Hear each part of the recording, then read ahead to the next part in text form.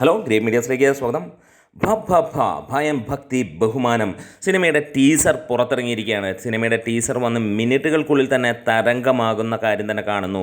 അതെ, ഗോകുലം ഗോപാലൻ്റെ ബാനറിൽ ഈ ഒരു സിനിമ വരുമ്പോൾ വിനീത് ശ്രീനിവാസനും ധ്യാൻ ശ്രീനിവാസനും ഒരുമിക്കുമ്പോൾ വമ്പൻ താരനിരയോട് കൂടി ദിലീപ് ജനപ്രിയ നായകനെ അണിനിരത്തിക്കൊണ്ട് മലയാളികളുടെ പ്രിയങ്കരനായ മോഹൻലാൽ കൂടി ഉണ്ടാകുമ്പോൾ അതിഗംഭീരമെന്ന് തന്നെ പറയാം.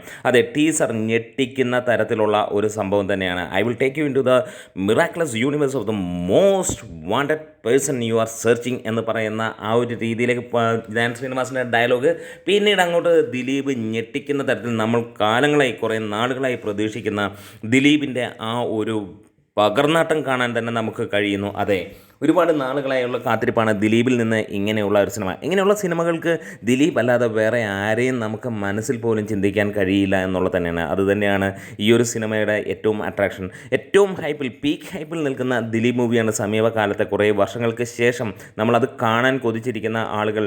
അത് ഇവരെല്ലാം കൂടെ ചേരുമ്പോൾ ഒരു ഒന്നൊന്നര സംഭവമായിരിക്കും എന്നുള്ളതിന് യാതൊരു സംശയവുമില്ല. അത് എന്തായാലും ടീസർ ഞെട്ടിക്കുന്ന തരത്തിൽ തന്നെയാണ് വന്നിരിക്കുന്നത്.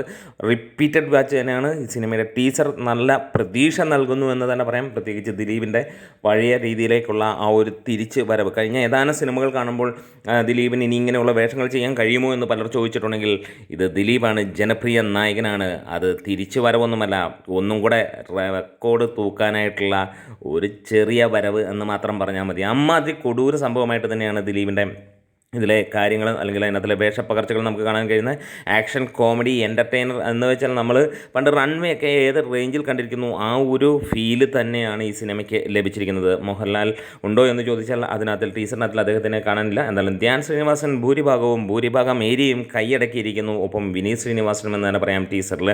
അതേപോലെ തന്നെ ബൈജു തുടങ്ങിയ അശോകൻ തുടങ്ങിയ ഗംഭീര ആക്ടേഴ്സ് ഇതിനകത്തിലുണ്ട്. എന്താണേലും എല്ലാം കൊണ്ടും ഒരു ഒന്നൊന്നര ടീച്ചറായി തന്നെയാണ് നിൽക്കുന്നത്. നിങ്ങൾ കണ്ടവർ അല്ലെങ്കിൽ തീർച്ചയായും ശ്രീ ഗോകുലം മൂവീസിൻ്റെ ചാനലിലേക്ക് ഒന്ന് കയറാം.